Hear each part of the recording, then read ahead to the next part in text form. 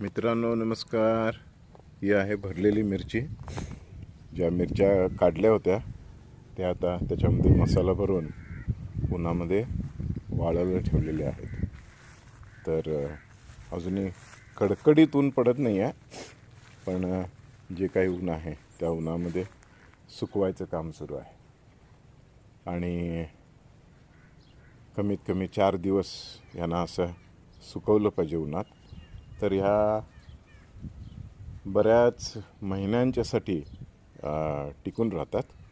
आणि खास करून हिवाळ्यामध्ये आणि पावसाळ्यामध्ये जेव्हा आम्ही भात खातो त्या भाताला वरणाची फोडणी या भरल्या मिरच्यांनी दिलेली किंवा दही भात जो खातो त्या दही भाताला या भरलेल्या मिरच्यांची फोडणी दिली तर त्याला अगदी 4 चांद लागतात.